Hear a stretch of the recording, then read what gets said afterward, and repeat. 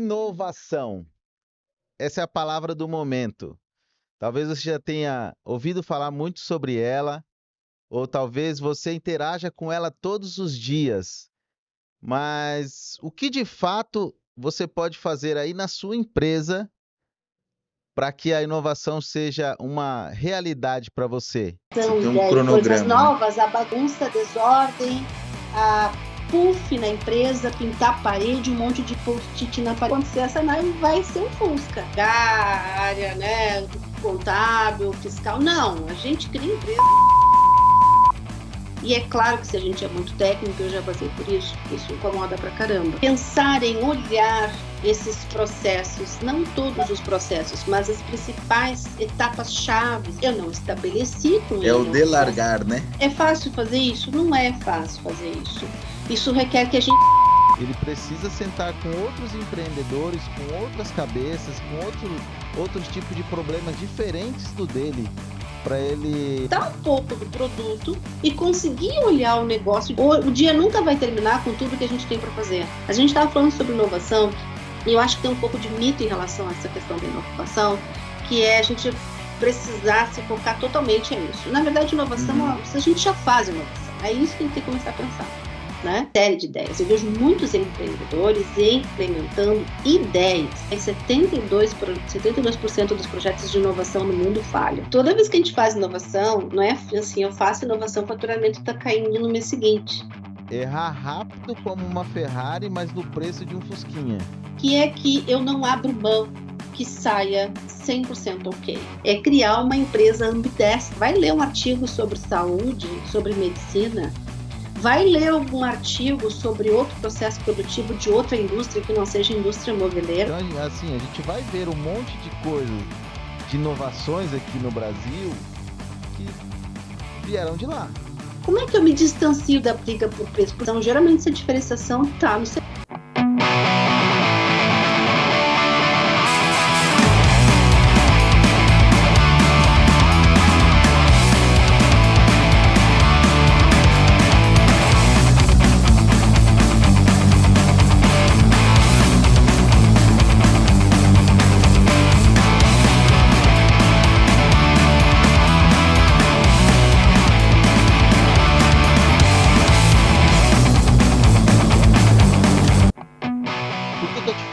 Porque hoje o episódio está diferente. A gente traz aqui, como sempre, informação para você que é do setor moveleiro, que tem marcenaria, que tem uma marcenaria 4.0 ou que de alguma forma simpatiza com esse mercado. Mas eu estou trazendo aqui uma pessoa que tem uma vasta experiência nisso e não só isso. Ela imergiu no mercado de inovação, startup, é uma das maiores referências. Mas hoje eu trouxe aqui até o meu óculos, porque é muita luz, gente, tá doido. Eu tô aqui com uma amiga de longa data, Miriam Souza, mas antes de eu falar o extenso currículo que ela tem, eu vou falar só uma coisa para você. É uma pessoa realmente iluminada e assim, o que mais me impacta, Miriam, eu já falei isso para você, é que a gente nunca começa uma conversa com você e termina da mesma forma. A gente sempre sai melhor dela. Mas então vamos lá para o currículo dela. Ela foi nomeada pela comunidade de inovação e startup como uma das 30 maiores mentoras dessa comunidade. Ou seja, ela ajuda empreendedores a construírem seus negócios, a inovarem. Então, realmente, estamos diante de uma autoridade nesse mercado. Ela já foi no Vale do Silício, já trouxe muita coisa legal para esse mercado. E hoje ela está aqui para dividir com a gente, além da vasta carreira que ela tem aí como executiva, hoje ela é mentora, ela vai contar para vocês direitinho o currículo dela, porque realmente é muito grande, então vou deixar para ela contar. Seja muito bem-vinda, Miriam. Edson, que obrigado pela sua alegria. presença. Que alegria estar te ouvindo. Eu me emociono muito ouvindo você falar com tanto carinho assim de mim. A gente que teve uma Imagina. oportunidade, né, de trabalhar juntos, né, literalmente trabalharmos juntos, e eu acho muito Sim. legal quando a gente carrega isso para além das experiências profissionais que a gente teve, né? Essa admiração também é mútua. Para mim é uma honra estar aqui hoje nesse teu podcast, né, podendo compartilhar um pouco da minha experiência, o que eu venho aprendendo, porque eu continuo aprendendo todos os dias, né? A gente não termina nunca nessa jornada. Então, eu estou muito feliz de estar aqui com vocês, podendo falar com a tua audiência. E, enfim, fiquei emocionada mesmo com as tuas palavras. Obrigada, querido. Ah, imagina, imagina. É tudo sinceras, né? A gente já falou fora das câmeras isso. Então, e é importante, né? Porque às vezes as pessoas não conhecem a gente e as pessoas julgam rápido, né? É do cérebro, né? Isso. A pessoa vai. Numa visão, ela tem às vezes uma visão assim como eu tinha, tua, né? Antes de me aproximar. Então, é importante, né? Essa visão que a gente passa. Miriam, eu gosto de sempre puxar aqui o nome do nosso podcast é do 0 ao 4.0, né? Qual foi o seu ponto zero, eu diria? A gente tem 2.0 contigo aí, né? Um da inovação e outra da sua carreira. Conta um pouquinho pra gente aí foi esse ponto zero seu. A minha jornada toda, né? Bom, Isso. com 19 anos eu concluí o curso de desenho industrial, né? Então, eu sou formada em desenho industrial e vim. Descobri esses dias isso, né? Não sabia. Eu também Muita sou coisa da minha designer. carreira que as pessoas não conhecem, né? Que a gente acaba se cruzando em alguma etapa da carreira e o início a gente não compartilha. Verdade. E aí vim trabalhar aqui na Serra Gaúcha, eu estou em Caxias do Sul, né? Rio Grande do Sul, para trabalhar na engenharia de uma grande empresa que é a Marco Polo, que eu acredito que todo mundo no Brasil conhece, né? E Ela aí trabalhando faz ônibus, né? Ônibus faz e ônibus, carretas, né? isso, ônibus e carretas. Então, essa jornada começou sempre numa jornada muito técnica, né? Onde eu tive essa oportunidade de me desenvolver muito nessas áreas todas de construção em objetos 3D, em elementos 3D. Depois, em paralelo, eu também dava aulas de tecnologia, né? Porque eu era uma das poucas pessoas que conhecia isso na cidade, eu acho até que no estado. Então, eu dava muita aula dessa área toda de AutoCAD 3D, né? 3D Studio. E aí conheci, em determinado momento, uma empresa que estava começando a desenvolver uma tecnologia na área e precisava de conhecimento técnico também na área de desenvolvimento 3D.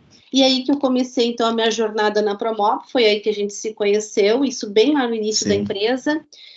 A minha carreira na Promob foi uma carreira longa, eu fiquei 20 anos na empresa, então pude participar de todo o desenvolvimento, construção do negócio, né, até o momento em que a empresa aí fez a fusão com a 2020 Design, naquele momento lá. E aí foi uma jornada muito legal, porque eu comecei com um perfil muito técnico, e eu acho que esse foi o meu ponto de carreira zero, eu diria assim. Eu sempre fui muito referência técnica para as pessoas, nas empresas pelas quais eu passei, né? E em determinado momento, eu me descobri com a capacidade de liderança, né? E isso foi muito interessante na minha vida, porque foi uma oportunidade que me deram antes mesmo de eu entrar na Promob. A pessoa que era meu líder na época identificou que eu tinha esse talento e me deu a oportunidade. E aí eu comecei gerenciando um time e foi muito legal, porque dali para frente eu comecei a entender minha capacidade também de liderança e que ter a bagagem técnica também me ajudava nisso. E aí comecei a desenvolver a habilidade de liderança. Nessa jornada toda, que eu sempre tenho um desejo muito grande pelo técnico, isso está na minha natureza, eu sempre vou gostar de entender sobre como as coisas são feitas e saber usá-las de forma integral. Eu associei muito conhecimento de administração, isso eu não posso dizer. O conhecimento de gestão, de administração é que realmente me levaram para um segundo nível, né? Então, eu acho que essa coisa de ter nascido com uma veia muito técnica, mas foi num segundo momento onde eu precisei me formar, ganhar especializações mais no modelo de entender sobre negócios e como manejar negócios de forma global, isso sim é que me deu sustentabilidade para crescer enquanto profissional, né, e para conseguir despertar para outros universos. Então, em termos de carreira, eu encerrei minha carreira na Promob já faz acho que uns 6, 7 anos, né? E de lá para cá eu venho empreendendo na área de apoiando novos empreendedores, né? Então, Sim. sejam eles de startups, a grande maioria startups e scale-ups, que são empresas de base tecnológica, né? E ajudando também novos executivos, novos líderes, né, que estão em posição de desafio no crescimento da sua trajetória, e aí eu ajudo eles a enfrentar esses desafios, porque conforme a gente vai ganhando experiência, liderança e autonomia, quem empreende sabe disso, a gente vai ficando sozinho, né? E aí a gente Sim. precisa ter aí elos fortes, pessoas que nos apoiam nessa jornada, e eu tenho apoiado muitas pessoas nessa jornada também. Então, essa é a minha forma livre de ser hoje. Eu acho que eu já estive dentro de uma caixinha muito fechada, e hoje eu tenho essa liberdade de ter uma carreira mais híbrida, né, dentro do meu tempo, e fazendo aquilo que eu gosto. E, claro, vivendo esse ecossistema de inovação aí, que é uma grande paixão que eu tenho hoje também. Ah, que maravilha, que maravilha. Bom, a gente participou ali bastante, né? Eu lembro que a parte de estruturação, né, foi muito importante ali. Mas você falou duas coisas aí que me chamaram a atenção. Aliás, bastante coisa aí. Eu tinha algumas perguntas para te fazer, mas vamos focar um pouco nisso, né? Você falou ali a respeito dessa fase de mudança, né? Falou dois pontos. Você teve uma fase que você precisou mudar para ir para outro nível. E hoje eu identifico como um pouco o problema de você aí, marceneiro, você dono de uma empresa, que muitas vezes perdem o time, né, de fazer essa mudança. Pô, eu tô aqui no operacional, eu era um montador, hoje eu tenho uma empresa com dezenas de funcionários, né? É muito comum, né, Miriam, esse cenário. Ou às vezes o cara tinha uma marcenaria pequenininha, era ele mais um, e hoje ele tem uma empresa grande, só que às vezes ele aí continua técnico, né? Ele continua operacional. Eh, Aí você falou também que você já tinha um dom, né?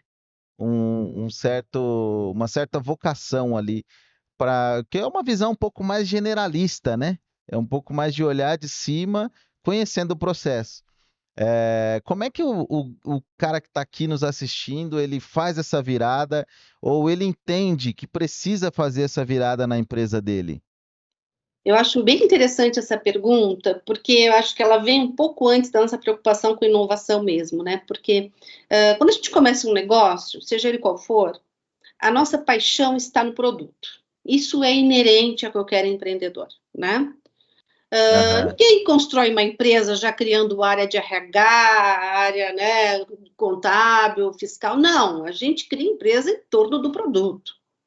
E aí a gente se apaixona pelo produto e o nosso foco está corretíssimo nesse primeiro momento do negócio, até que ele comece a escalar, tem que ser realmente um bom produto, uma qualidade, uma aproximação com o cliente fazer parte dessa transformação com o produto, né? E aí a gente vive isso muito intensamente, né? Uhum. Essas variáveis todas acabam fazendo com que a gente mergulhe demais nisso e não tenha tempo, porque eu entendo que o empreendedor, eu também sou empreendedor, eu sei o quanto a gente não consegue achar, às vezes, tempo para conseguir se afastar um pouco do produto e conseguir olhar o negócio de drone, como eu gosto de dizer, né? Para a Sim. gente ter essa visão do todo. Mas existem momentos do negócio. Tinha um momento, se eu estou no momento 1 do meu empreendimento, do meu negócio, nesse momento 1 eu preciso mesmo focar no produto, no cliente, e eu tenho que estar muito atento às mudanças e aderência desse produto a esse cliente, a esse mercado. Então, tá tudo bem, não tem problema nenhum. Eu vou tocando as outras áreas com menos dedicação, com um esforço menor, né, com um apoio. Mas chega um determinado momento desse crescimento do negócio, nessa curva de crescimento dele, em que o produto já anda sozinho, né? Eu já consigo manter um faturamento mínimo, um resultado mínimo, em que a operação funciona de certa forma, sem eu precisar Sim. olhar todas as etapas do processo, né? E aí é o momento em que eu, empreendedor, começo a perceber que também outras áreas da empresa começam a demandar mais tempo de mim. E é claro que se a gente é muito técnico, eu já passei por isso incomoda pra caramba. Porque a gente quer estar do lado do produto, a gente não quer estar resolvendo o problema de RH, ou indo num evento institucional da empresa, ou fazendo uma nova parceria dentro do negócio, né? Se voltando mais para a gestão como um todo, olhando questões financeiras. Né, a gente gostaria de terceirizar essas coisas. Mas tem coisas que não tem como terceirizar. É o dono do negócio, é o empreendedor que tem que fazer, que tem que dar o ritmo.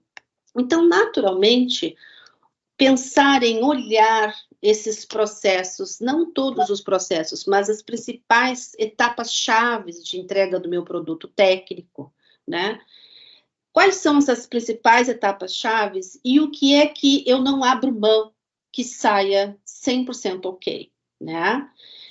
Não é olhar tudo, não é desmembrar tudo, não é criar um monte de KPIs, indicadores, não é nada sobre isso. É eu olhar o que é essencial, que o motor não pode parar, e desse essencial, pensar em monitorar 1 ou 2 itens, né? Podem ser aí indicadores, sim, mas que eu tenha uma equipe bem treinada para poder garantir esses 1 ou 2 itens que eu quero garantir na minha operação.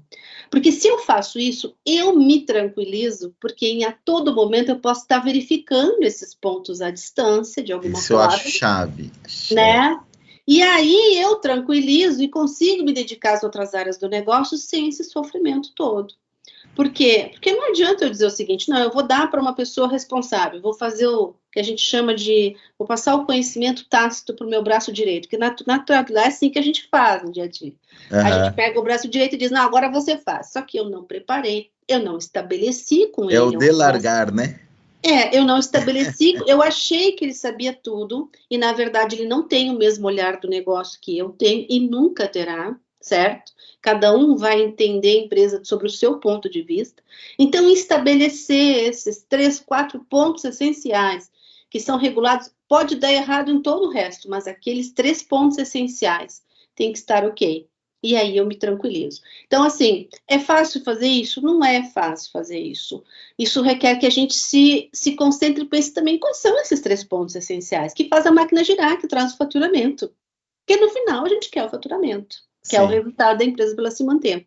Né? E aos poucos... desmistificar, né, um pouco. É desmistificar essa visão, né, da gestão, porque muitas vezes eu percebo que isso acontece muito também em produto, não que o cara não conheça o produto, mas, por exemplo, vou te dar um exemplo, quando a gente está parametrizando uma biblioteca, um produto, né, trazendo padrão e tudo mais. Às vezes o empreendedor, por não entender da tecnologia, ele quer se afastar.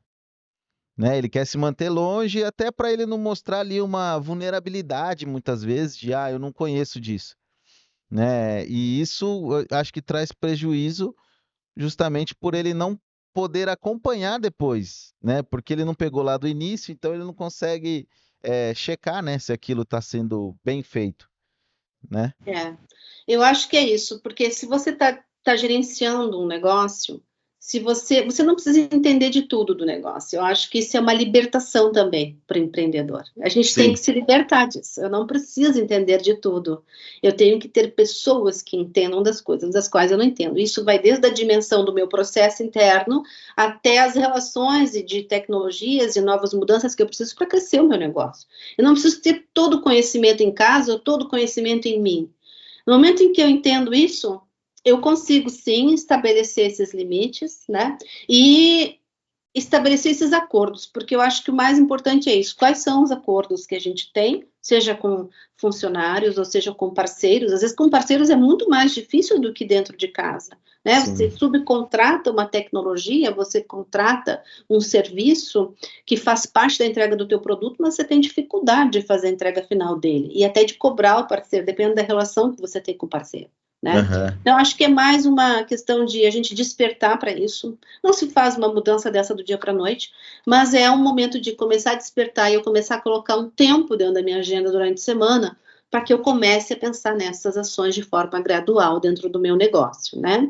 Mas o empreendedor não precisa entender tudo, não, tá corretíssimo. Eu acho que um grande ponto de virada que eu vejo é principalmente justamente do empreendedor ter uma agenda, né? Que a gente topa com muita gente que toca o dia assim, na urgência, né? Principalmente eu falo porque assim, já visitei centenas de empresas moveleiras, muito difícil. O cara que tem uma agenda ali, às vezes o cara marcava uma reunião e não conseguia, porque ele trabalha em cima um pouco da urgência, né? É aquela coisa de obra, né? Acho que está muito intrínseco aquela coisa da obra, porque muda toda hora, né? Alguém faz alguma coisa diferente lá, o cara precisa correr e atender a obra, precisa mudar todo o cronograma dele, então ele se habituou um pouco, né? Então acho que entra um pouco nessa mudança de cultura, né? Ele precisa criar uma cultura nova, talvez, é o que eu falo bastante aqui, né, Miriam? A gente tem algumas disciplinas dentro do design e tem um livro, eu não sei se você chegou a ter que estudá-lo, né? Mas tem Das Coisas Nascem Coisas, que é do Bruno Munari. Então, lá ele explica, né, de forma muito simples, que os problemas você resolve, mas para você trazer uma inovação, alguma coisa, você precisa aprender com outras coisas, né? E chega uma etapa da vida do empreendedor que ele precisa disso, né? Ele precisa sentar com outros empreendedores, com outras cabeças, com outros tipos de problemas diferentes do dele, para ele ganhar algumas habilidades que é de resolver problemas, né? Não mais uma vez o que você falou, não é trabalhar só em cima do produto, né? Eu acho que você falou uma coisa interessante sobre. Primeiro, claro, a gente está falando sobre gestão, mas eu acho que é bem legal essa preocupação e quando é que eu começo a inovar? Que momento que eu começo a inovar, né? Você falou assim, tenho que estar conversando com outras pessoas, eu tenho que ter tempo na minha agenda para isso, para não só apagar incêndio. Claro, se a gente for falar sobre essa questão do tempo, é óbvio que a gente, quando está na fase 1 do negócio, isso é momento do negócio. Eu estou muito conectada ao cliente e eu estou no momento de construir a minha marca e de me tornar referência para esse cliente. E é óbvio que eu vou ter essa atenção máxima a todos os detalhes, a todas as entregas, a todos os processos. Claro que chega uma hora que eu preciso organizar esses processos para que eu não esteja sempre apagando incêndio. E aí, eu acho que uma coisa que eu também fiz para mim, né, porque a gente que presta serviço também passa por isso, o cliente hoje com o WhatsApp, todo mundo sabe, 11 da noite no sábado, ele está falando com você. Sim. Então, você precisa começar a se sentir mais tranquilo e começar a estabelecer alguns limites, alguns acordos, né? E entender quando as coisas têm senso de urgência. Talvez a gente delimitar para a gente mesmo mentalmente, né? Em primeiro lugar para nós, o tempo em que eu quero resolver as coisas. Durante o meu dia, de manhã, das 8 às 9, eu vou verificar o que tem urgência e vou priorizar no dia de hoje. O dia nunca vai terminar com tudo que a gente tem para fazer, mas o mais importante é que a gente diga assim, essas 3 coisas, essas 4 coisas que eu considerei que eram essenciais terminar hoje, eu terminei. As outras eu realoco, eu reordeno, eu deixo um espaço para uma contingência e tudo mais. A gente estava falando sobre inovação, e eu acho que tem um pouco de mito em relação a essa questão da inovação, que é a gente precisar se focar totalmente a isso. Na verdade, inovação, a gente já faz inovação. É isso que a gente tem que começar a pensar, né? Você consegue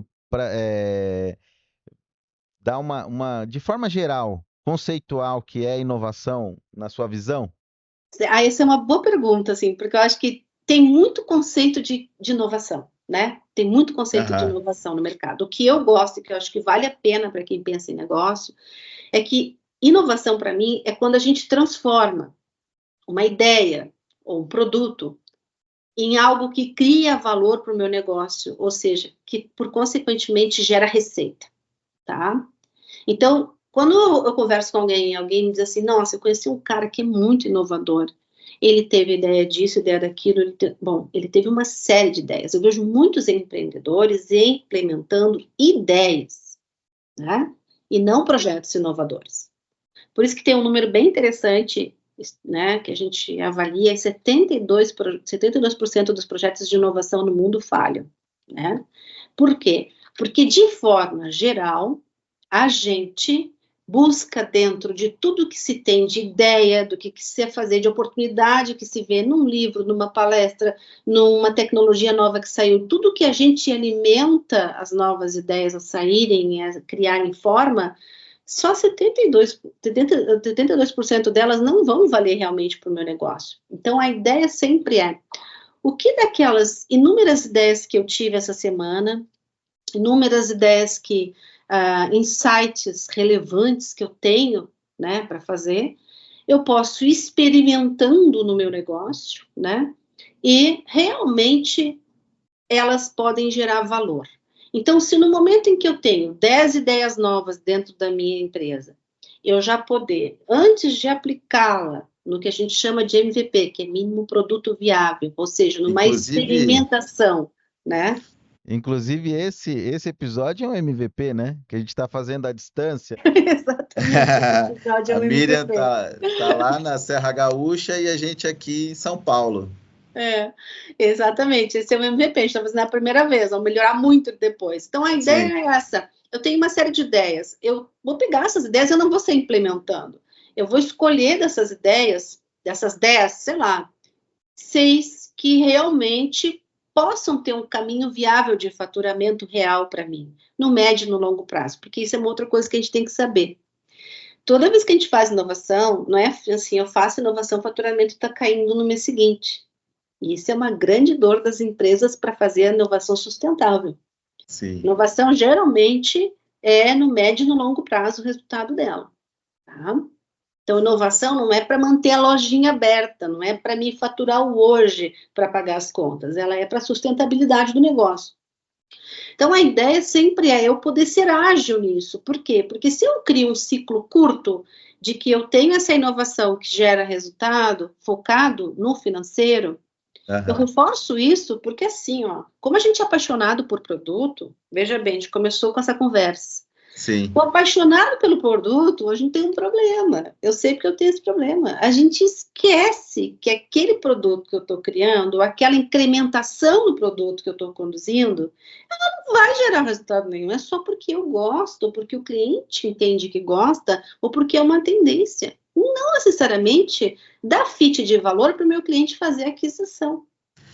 Então, esse é um ponto-chave, assim, que poderia estar num post-it na parede, sabe? Sim. Tem uma ideia hoje, só antes de me apresentar essa ideia, me diz qual é o caminho dela para gerar faturamento? Poderia ser, né? Sim, exatamente. Uma coisa que tem com a gente, né, que mexe com o desenvolvimento, tanto de produto, nós designers, né, acontece também com o designer visual, é justamente esse apego do produto, né? Porque o cara vai para uma reunião muitas vezes apresentar aquilo que ele achava que era mirabolante, e às vezes o próprio dono, que tem uma visão do mercado, fala: isso não vai funcionar. E acontece dentro de qualquer empresa, o apego, né, daquela mudança, né? Aí começa, não, mas não pode mudar porque vai demorar muito tempo para a gente refazer, e isso e aquilo, né? E aí a gente entra nisso, né? Quando você estava falando, eu lembrei que uma vez eu vi uma frase muito interessante, né? Você tem que errar rápido como uma Ferrari, mas no preço de um Fusquinha. Existem várias formas da gente fazer inovação, né? Então, tipo, isso que a gente está falando é muito da inovação disruptiva, né? Então, eu quero começar agora. Então, eu acho que começar agora, além disso que eu falei, é pensar no que a gente chama muito de inovação incremental, que é eu tenho que começar a olhar para dentro de casa os processos que eu tenho, né? A grande maioria das empresas no Brasil e no mundo estão digitalizando o seu negócio, ou seja, estão fazendo transformação digital, estão pegando aquilo que ainda está no não digital, no tácito, né? Muitas vezes não está ainda nem processo desenhado para dentro do digital por necessidade. Então, esse seria o meu primeiro olhar que eu faria. Por quê? Porque isso dá segurança para o empreendedor e dá consistência para ele, para saber qual é o potencial interno dele, né? Então, a gente poderia falar que o incremental, a forceps aí, foi um pouco o que aconteceu na pandemia? O pessoal não podia muito atender, alguém tinha que abrir um e-commerce da noite para o dia. Ali foi, eu gosto muito de 2020, porque 2020 fez a gente fazer um download, né, de 5 anos, pelo menos, de aderência ao digital, né, Sim. em todo o mundo. Ele massificou o uso da tecnologia. Quando ele massificou o uso da tecnologia, ou seja, o consumidor, nós mudamos o nosso hábito do dia a dia, que a gente chama hoje que o nosso comportamento é digital first, ou seja, tudo que eu penso, se for de lazer, se for de trabalho, se for de saúde, se for de negócios, eu vou primeiro fazer o quê? Eu vou acessar alguma tecnologia. Mesmo que eu finalize isso no físico, no real, né? Uhum. Eu vou fazer isso em algum ponto, eu vou estar usando mais de 80% das operações do mundo hoje começam no ambiente de tecnologia.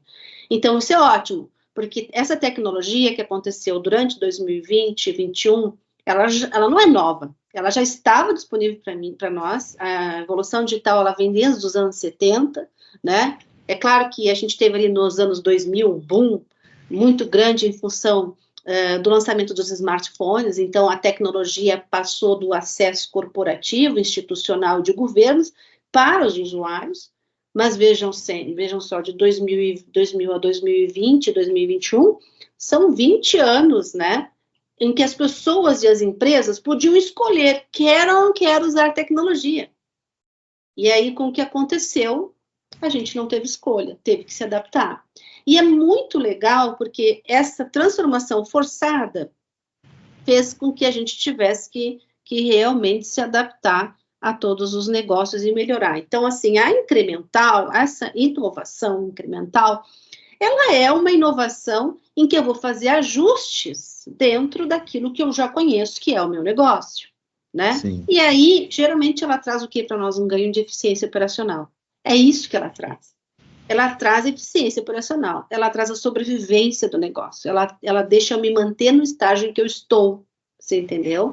Melhorando de forma também incremental. Então, não é essa inovação que vai me trazer uma nova forma de faturar, uma nova forma de ganhar dinheiro novo, entendeu? Não é essa inovação. Inovação que vai trazer dinheiro novo para nós é a inovação disruptiva, que é a inovação que nós estamos, que todo mundo, quando fala inovação, acaba pensando nessa. Sim.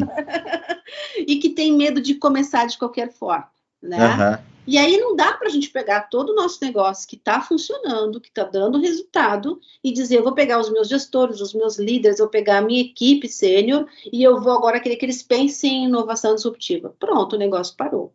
Uhum. Então, a primeira coisa que a gente precisa começar a pensar é criar uma empresa ambidestra.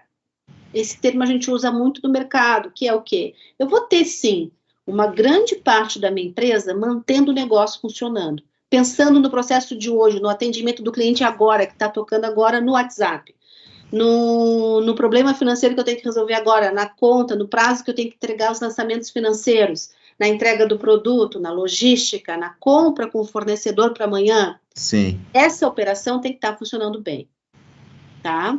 E aí eu vou pegar uma parcela de líderes, ou apenas, às vezes, é só, dependendo do tamanho da empresa, só os sócios fundadores mesmo, que vão começar a respirar algo novo. Então, se eles não delegaram antes, que é o tema que a gente conversou, eles não conseguem nem parar para pensar, né?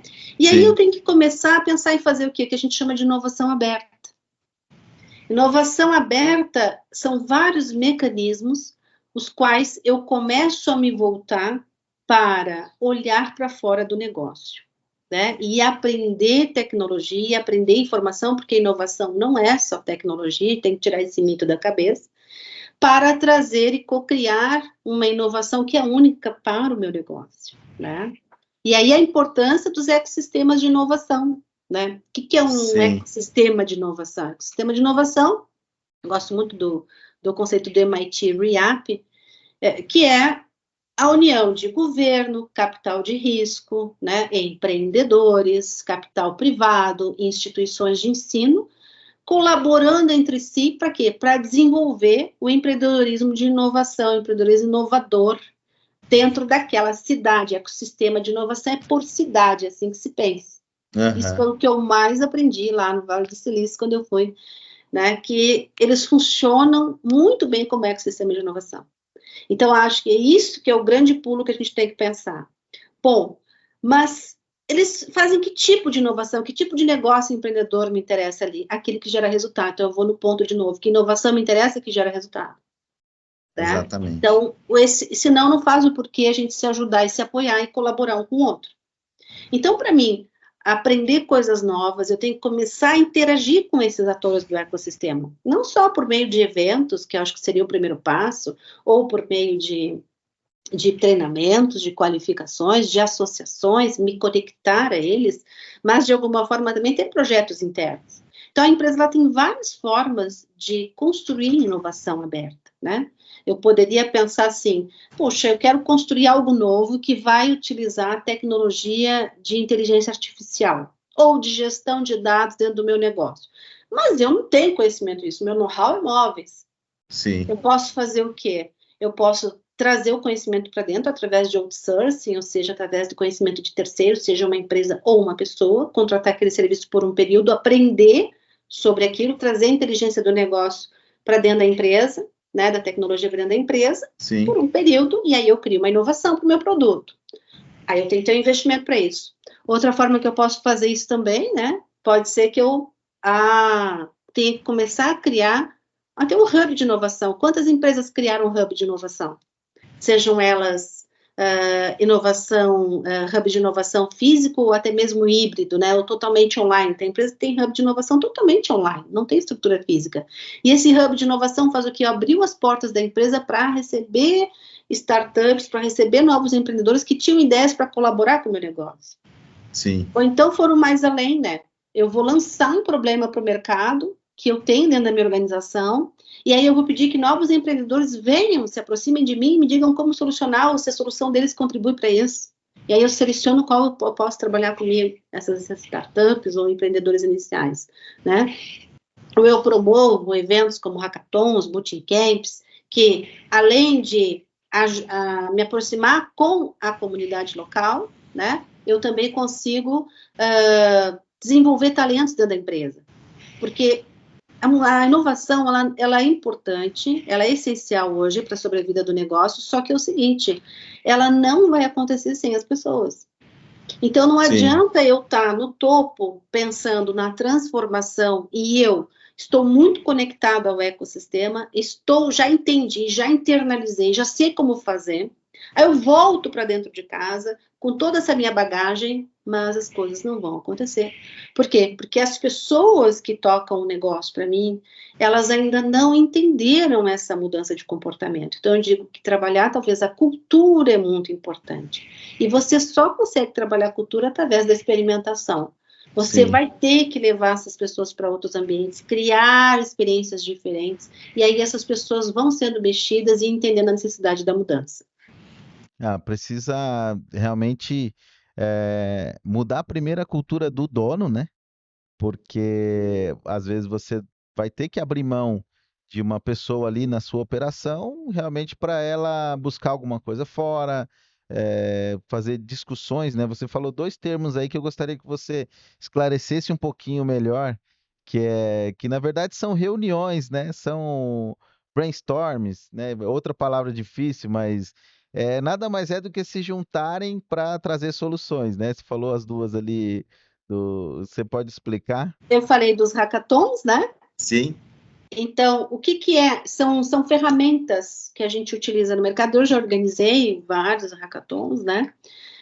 E aí, o que são hackathons? São eventos de 3 dias, né? Começou lá nos Estados Unidos como um desafio específico para a área de tecnologia. Hoje é utilizado por todas as organizações no mundo com o objetivo de trazer inovação interna como uma ferramenta de Open Innovation, né? Então, a empresa vai escolher 2, 3, 4, até 5 desafios, eu acho que é sadio, de problemas que ela gostaria de resolver. Ela vai lançar isso para o mercado e ela vai dizer, olha, se inscrevam, nós temos esses 5 desafios, nós vamos dar uma premiação. E aí essas pessoas se inscrevem, montam seus times de trabalho, quem pode se inscrever? A empresa pode dizer, característica, perfil. No geral, quando a gente faz um projeto de Open Innovation, a gente procura abrir para todo o ecossistema de inovação. Multidisciplinar, né? Multidisciplinar. Então, eu tenho que ter pessoas de negócio, pessoas da área de marketing, eu tenho que ter pessoas de tecnologia. Então, isso não é só para programador e desenvolvedor. E aí, essas pessoas montam times, esses times vão trabalhar nesse desafio ao longo de 3 dias. Eu estou falando de uma imersão que acontece 3 dias, mas tem hackathons que vão acontecer ao longo de 2 meses, e ela não necessariamente tem um encontro com a empresa sobre isso. Eles trabalham no back e vão fazendo as entregas, tá? Uhum. Mas o mais comum a gente vai fazer uma imersão mesmo. Então, todo mundo se reúne junto, físico ou virtual, e aí a empresa também vai fornecendo um processo, existe uma jornada. Nessa jornada tem um treinamento, porque todo mundo que chegou lá para resolver o desafio ainda não sabe direito como é que se compõe esse desafio, como é que funciona a empresa, e necessariamente tem que ter um fluxo, um roteiro de como eu começo de uma ideia até a solução de um produto pronto. Porque é para isso que existem os 3 dias. É para pegar um problema, parte-se de um problema, para se desenvolver uma solução, e aí, no último dia, apresentar essa solução para uma banca examinadora, e essa banca vai escolher aí, geralmente a gente escolhe 3 equipes principais, né, que são premiadas aí, e claro, depois a empresa decide se ela vai investir ou não nos projetos. Às vezes ela investe também, não só nos projetos que foram premiados pela banca, mas em outros que estavam ali.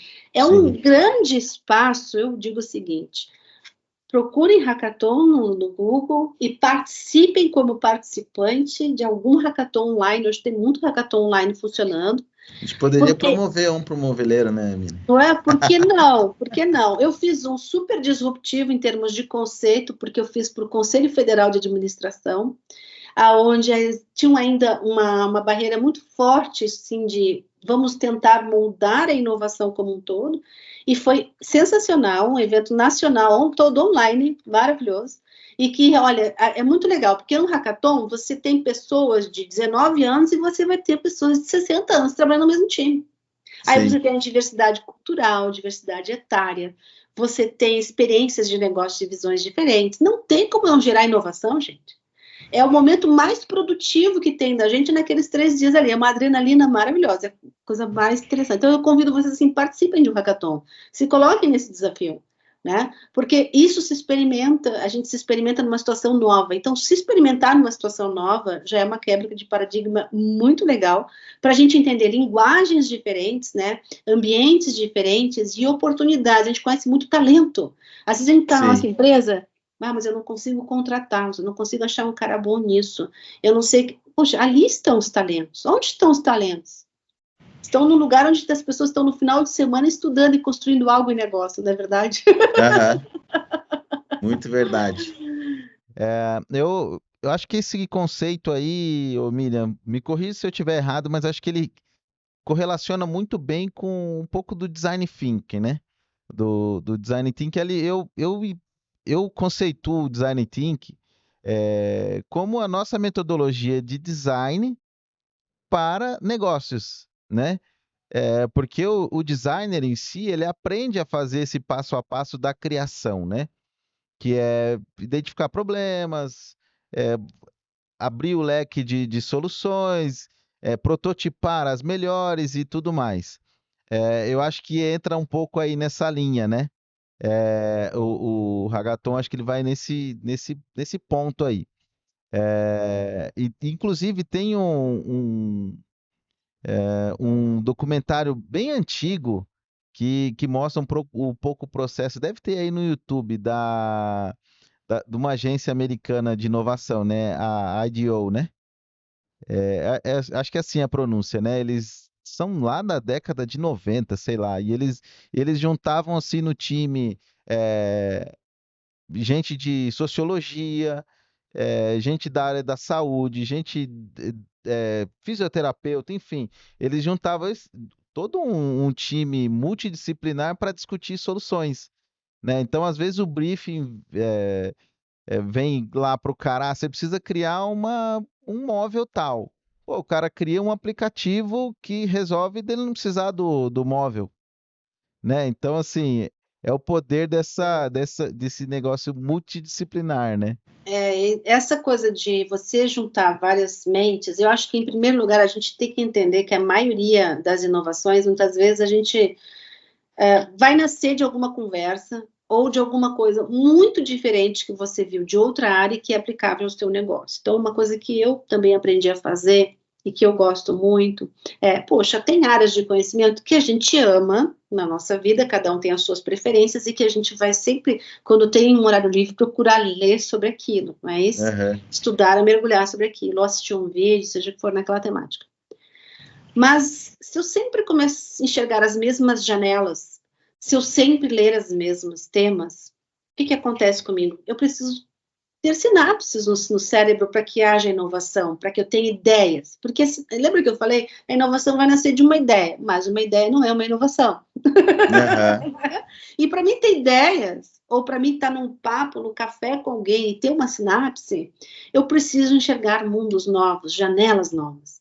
E aí, gente, assim, vai ler um artigo sobre saúde, sobre medicina, vai ler algum artigo sobre outro processo produtivo de outra indústria que não seja a indústria moveleira. Por quê? Porque as pessoas estão inovando o tempo inteiro, estão fazendo coisas diferentes nas suas áreas, e aquilo que é aplicado lá, às vezes com um pequeno ajuste, uma pequena adaptação, eu faço facilmente aqui. E, no geral, quem está à frente nos seus modelos de negócios está fazendo isso de forma repetida. E muitas vezes está fazendo isso de forma muito mais inteligente por meio de dados, não é verdade? Então, tem dois pontos importantes que eu acho que para fazer inovação, para a gente estar desperto para novas oportunidades, a gente tem que estar. Primeiro, é eu entender de comportamento do meu consumidor. E eu sei que tem um viés aí perigosíssimo. Aproveitando, sem te interromper, mas aproveitando que você está falando disso, você consegue, depois de você continuar aí, montar para a gente um frameworkzinho de como é que o cara consegue, o step by step aí, montar um processo de inovação? Vamos.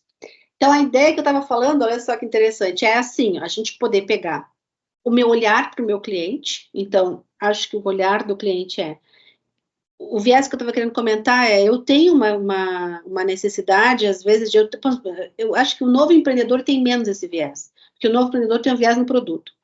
Mas, quando a gente já tem empresa consolidada, e eu já tenho uma rede de clientes, eu começo a achar que eu conheço todo o comportamento do meu cliente. E esse é o viés que a gente entra e que perde mercado.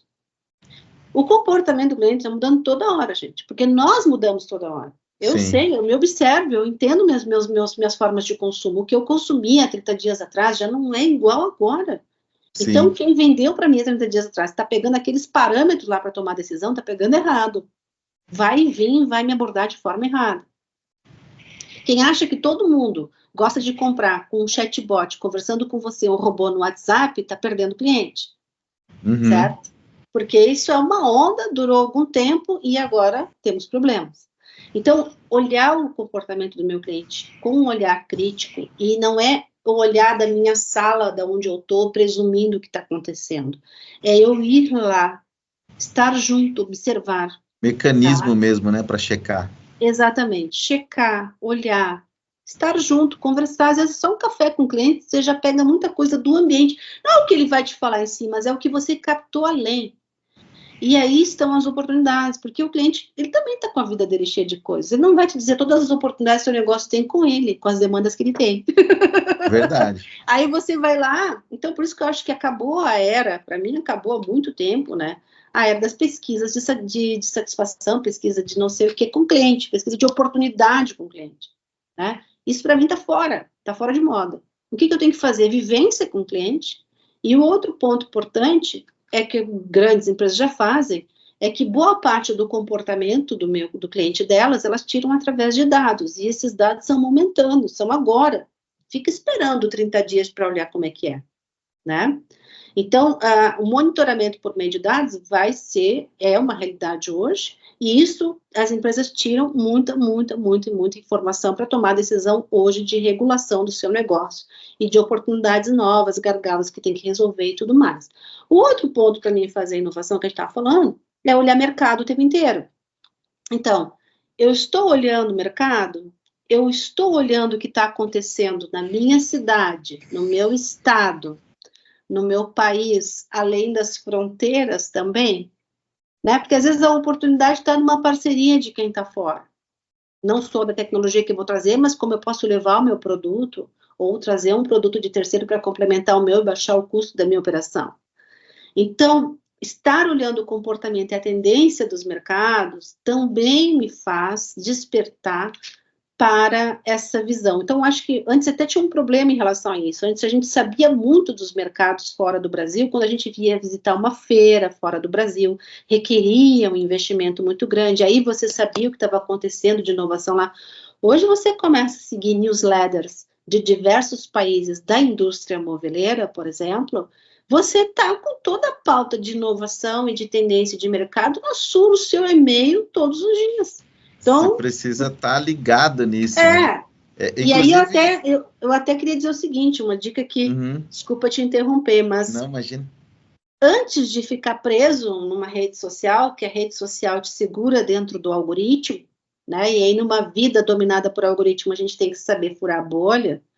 Antes de eu ficar olhando todas as informações de notícias em redes sociais, sejam elas quais forem, eu entendo que o melhor caminho é descubram diferentes newsletters de diferentes temas que vocês se interessam pelos mercados que vocês atuam, tá? Nichos de mercados, principalmente, dentro e fora do Brasil, e sigam essas newsletters, recebam no seu e-mail essas novidades, e vocês vão fazendo essa curadoria, vocês vão entendendo o que isso vai trazer de conhecimento ou não. E aí é isso, eu dividi o tempo daquela, porque infelizmente as pessoas hoje estão se atualizando. Quando eu falo redes sociais, eu estou falando YouTube também está dentro disso, né? Então, eu estou me atualizando de informações do mundo e do meu negócio pelas redes sociais só. E aí isso vira um problema também, porque eu vou ficando nesse mundo dominado por um algoritmo que só me enxerga de um ponto de vista. Não, é que o algoritmo vai modelando aquilo que eu já vi. Então, ele vai me deixando dentro de uma caixinha. E eu não posso ficar dentro da caixinha. Eu tenho que sair fora dela, né? Sim. Você acaba indo sem perceber, né? Por um viés só. Exatamente. Né? Ele vai te levando. É muito interessante que você falou, inclusive, da feira, né? Outro dia eu tava no Instagram e eu vi uma menina postando, ela tem bastante seguidores e tudo, mas ela postou um projeto falando que um foi copiado do outro e tudo mais, né? E no setor moveleiro, comentei até lá, né? Falei, é muito comum, é tipo assim, para a gente falar disso hoje no Brasil, a gente precisa, acho que, avançar uns 20 anos para a gente estar falando de propriedade intelectual, assim, no nível que ela estava falando, né?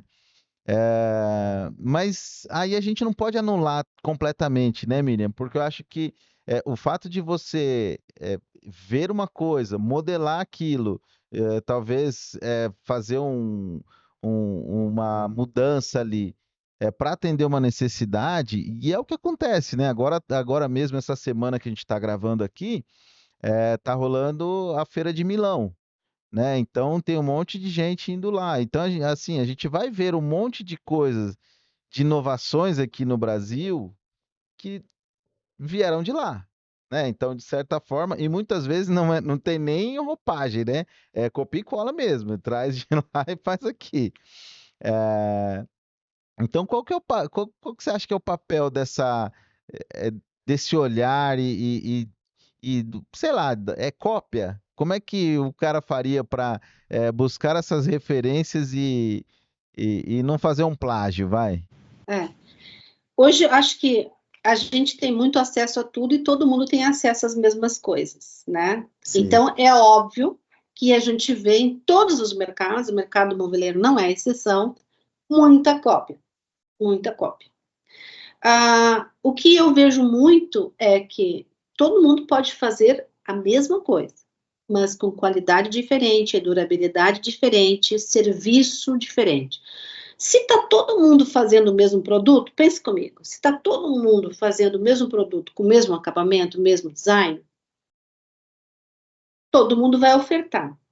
Em algum momento, isso entrando para o mercado brasileiro, que é um mercado muito aquecido mundialmente no moveleiro, ele vai brigar por preço. Alguns vão brigar por preço e outros vão se diferenciar, se distanciar. E como é que eu me distancio da briga por preço? Porque eu acho que é isso que fica. Se você escolheu aquele produto, quer ter, porque entende que vai ter uma grande demanda no Brasil fazendo aquilo, tá tudo bem você ter ele. Mas você tem que, de alguma forma, tropicalizar. Eu vejo muita gente quebrando quando faz esse copia e cola indiscriminado, seja em qual for a área, porque não tropicaliza para o seu cliente, para a sua região, para o seu mercado. Às vezes nem para sua realidade interna, né? Isso, para o seu maquinário, para os seus equipamentos, né? E aí entrega um produto de baixa qualidade, né? Mas a gente sabe, conhece as regras da indústria moveleira. Muitas vezes entrega baixa qualidade com preço médio padrão mais alto. E o que acontece? Os clientes começam a trazer da China o móvel, porque na cabeça dele ele começa a comparar. Que aquele estofado que eu comprei na loja tal, eu também trago da China agora e parece que tem a mesma qualidade, ele nem consegue perceber a diferença. Eu volto a trazer o cliente para a percepção de preço. Então, eu tenho que fugir de verdade no mercado globalizado. Eu acho que a gente tem que pensar, eu vou ter alguns produtos que são produtos de escala e que esses produtos eu vou brigar no mercado por preço, eu vou entregar com excelente qualidade, eu vou entregar no prazo, com um processo de distribuição diferenciado, tudo bem, tá tudo certo, mas aquilo é para manter a lojinha aberta, né? E aí eu vou brigar por preço, eu posso estar no mercado brigando por preço. Agora, eu tenho que entregar alguns produtos que têm diferenciação. E aí, se eu penso dentro de casa, penso assim, eu quero trazer uma inovação, mas eu quero trazer uma inovação que eu também agregue diferenciação, geralmente essa diferenciação está nos serviços, né? Está no serviço e está no todo do processo, ponta a ponta, que o cliente vai ser atendido, do início ao fim, né? E muitas vezes isso não requer nenhuma tecnologia, né? Então, essa é uma questão bem, assim, importante para a gente parar para pensar, porque quando você me perguntou a respeito do framework, né? E aí, quando eu penso em framework, eu penso assim, a primeira coisa que eu tenho que pensar é, as pessoas têm que estar abertas a fazer algo diferente. Eu não posso ter a minha empresa sempre igual. E todo mundo está satisfeito com isso e ninguém quer mudar. E aí, para despertar as pessoas para esse novo, vou botar uma caixinha lá de processo, que é, eu preciso dar outras experiências para essas pessoas, eu preciso que elas enxerguem outras coisas. Seja por meio de um evento que elas vão participar, seja por meio de uma visita técnica que a gente vai fazer, seja por meio de alguns vídeos e conhecimentos novos que eu estou descobrindo, né? Que eu vou compartilhar e que a gente vai fazer uma discussão sobre aquilo, porque não um espaço de discussão sobre coisas novas que cada um descobriu essa semana, em algum meio de comunicação, em alguma coisa, e a gente compartilha isso. Ele não tem um espaço de 30 minutos, né? Para ver o que vem. Sem juízo de valor. Eu acho que a pior coisa que tem para um funcionário dentro de uma empresa é ele ter que ser sempre perfeito quando ele fala as suas ideias ou as suas coisas. Então, eu digo assim, se tu quer inovação dentro do teu negócio, de verdade, você tem que se permitir a ter o erro, a ter uma ideia não tão bem montada, as coisas não serem perfeitas, as coisas não serem tão iguais àquilo que você almeja que elas cheguem para você, que sejam mais naturais. Se as pessoas se sentem seguras, num ambiente seguro, para trazer ideias, para dizer, li tal matéria sobre isso, olha essa máquina nova, olha esse produto, não importa se ela é cara, se não está no budget, não importa. Você ouvir, discutir, pensar possibilidades, né? Isso vai criando um ambiente propício para a inovação que a gente chama, e vai construindo uma cultura. Então, acho que se eu botasse nesse framework, seria esse primeiro post-it, sabe? Eu começar a me abrir para isso e, consequentemente, levar a minha organização a entender essa minha mudança e também fazer essa mudança em conjunto. Vão participar juntos num hackathon, né? Vão nas feiras de inovação também, né? Mas que isso não fique restrito a 2, 3 sempre os mesmos, né? Por hierarquia, que outros possam ir, né? Então, às vezes, dar o lugar para outro é um bom exemplo também. Então, acho que existem muitas coisas assim. Feito isso, a inovação não pode ser desordenada. Tem muita gente que liga inovação, ideia, coisas novas, a bagunça, a desordem, a puff na empresa, pintar a parede, um monte de post-it na parede. Isso para mim ficar até altas horas comendo pizza, né? Isso para mim é bullshit, né? Ou seja, não serve para nada, ok? Empresa séria que está inovando não tem nem puff colorido na entrada, tá? Então, eu tenho que mapear o quê? Os meus principais elos, né? Em que eu posso, de alguma forma, gerar capital novo, né? Porque eu tenho que pensar seguinte: quais são os negócios que eu tenho? Eu tenho a clareza da amplitude do meu negócio e da posição dele no mercado? Essa visão eu preciso ter. Então, essa fase 2 é um mapeamento, uma visão de drone de como é o meu negócio, como é que é essa distribuição mínima do meu negócio, ou seja, eu tenho quantos processos eu rodo dentro do meu negócio? Eu tenho 2 processos principais que fabricam 2 produtos carro-chefe. Uhum. Quando você olha isso, você consegue tirar, então só começa até a sobrar dinheiro, que você começa a dizer que, poxa, eu tinha um time inteiro dedicado a isso, agora eu preciso realocar e fazer outra coisa aqui, porque não faz sentido mais produzir esse produto ou esse serviço da forma como é. Eu tenho X atendentes, mas por que eu tenho X atendentes? Eu precisaria de menos? Ou por que eu preciso tanto? Será que só foi crescendo a demanda e eu fui colocando? Será que eu preciso de tanta gente assim? Por que eles estão fazendo em relação a uma tecnologia, né? Existe uma tecnologia que possa me auxiliar, né? Exatamente. E aí, se começar, quando eu olho os processos, esse link que você fez é fantástico. Porque se eu olho, de alguma forma, o que eu tenho dentro de casa, eu começo a entender aonde eu preciso de tecnologia para essa transformação mínima digital, né? Aonde eu posso empregar uma tecnologia nova que ela vai fazer bem para o meu negócio. Porque o que eu mais encontro, infelizmente, é tecnologia já rodando sem gerar resultado nenhum. Apenas para cumprir tabela. É o gestor que botou uma tecnologia nova, ele botou o processo velho, que não estava bem feito, dentro de uma nave, né? Uhum. E aí, o que vai acontecer? Essa nave vai ser um Fusca.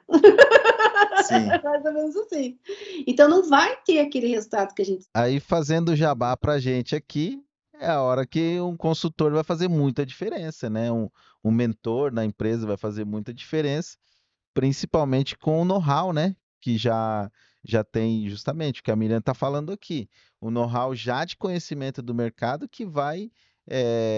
apesar que a gente falou aqui que o erro é importante, mas não é toda hora que se pode errar, né, Miriam? Se você pode acertar com o auxílio de alguém, não tem por que você errar naquilo. Exatamente. Quando a gente fala que o erro é importante, a gente está falando de uma inovação disruptiva, de eu estar experimentando coisas novas, né? O erro com o cliente hoje, eu entreguei ele para a concorrência. Aí, hoje o cliente a gente realmente está muito exigente, né? A gente não admite mais erro nenhum, né? Sim. Então, se eu pensaria nesse framework, eu acho que essa etapa cultural é importante, né? Aí eu penso, pelo menos, enxergar as principais etapas que eu tenho dentro da empresa e se eu preciso avançar e digitalizar alguma delas. Já digo digitalizar, porque é assim que é melhor pensar, né? Mas trazer tecnologia para alguns pontos. Sim. Pontos inteligentes. Pense sempre assim, vou trazer a tecnologia. Mas vou trazer a tecnologia e ela me impulsionou o que no meu faturamento? Tá? Que daí você investe o seu recurso no lugar certo. É o ROI, né? Para não cair na vaidade... o ROI, mas é para não cair na vaidade de que, sabe, eu poder ir nos lugares e dizer, comprei software tal, porque fulano comprou. Eu vejo muito isso também. Todo mundo implementou uma tecnologia rodo, porque alguns fizeram e aí não entenderam o quanto isso realmente melhorou dentro do seu negócio. Tá? E aí, por fim, eu acho que é se experienciar e começar um movimento de inovação aberta dentro da empresa. Realmente, aí, porque se você tem maturidade dos seus negócios, você conhece como ele funciona na operação, porque todo mundo conhece, a questão é explicitar esse conhecimento, é trazer ele para a visibilidade e transparência de todos, né? Sim. Se eu tenho isso, meu negócio está rodando, eu consigo monitorar ele à distância, eu consigo trazer outros para se conectar a esse negócio, porque como é que eu vou trazer outras tecnologias para criar novos negócios? Como é que eu vou trazer startups para criar novos negócios, que eu posso fazer fusões e aquisições com eles, ou a gente pode, como eu falei aqui, criar um hackathon com os desafios principais que a empresa tem, internos e externos, convidar pessoas do ecossistema para ajudar a desenvolver solução. Se eu não tenho conhecimento claro disso, e se esse é o foco, porque no momento em que eu faço esse primeiro levantamento dos processos, eu priorizo o que é mais importante, e aí eu consigo fazer inovação aberta também com resultado, porque, de novo, em todas essas camadas, a gente tem empresas que acertam mais e empresas que acertam menos. O importante é começar o movimento. Sim. Né? Porque eu tenho que começar um movimento por algum lugar. E isso não requer tanto investimento. Tem muita gente que acha que requer muito investimento para fazer qualquer movimento desse. Quantas reuniões a gente faz por dia que não tem valor nenhum? Sim. Né? Quantos e-mails a gente fica trocando com burocracia, que não importa, que a gente só faz para cumprir tabela? É parar de gastar energia nessas coisas e começar a dedicar um tempo em coisas diferentes que possam agregar mais para o meu negócio, né? Sim. Bom, Miriam, eu ficaria aqui o dia todo, a gente batendo esse papo aqui. Acredito que você aí de casa também, mas a gente precisa encerrar aqui. Eu quero já deixar o convite aqui para a gente voltar e conversar de novo num próximo episódio. E te agradeço demais aí por compartilhar todo esse conhecimento aqui. E gostaria que você deixasse aí como é que o pessoal faz para entrar em contato contigo. E sigam lá a Miriam, ela vai deixar aqui um Instagram. É realmente uma referência para a gente aprender todos os dias aí. Eu quero te agradecer a oportunidade. A gente sempre pensa, né, o quanto a gente...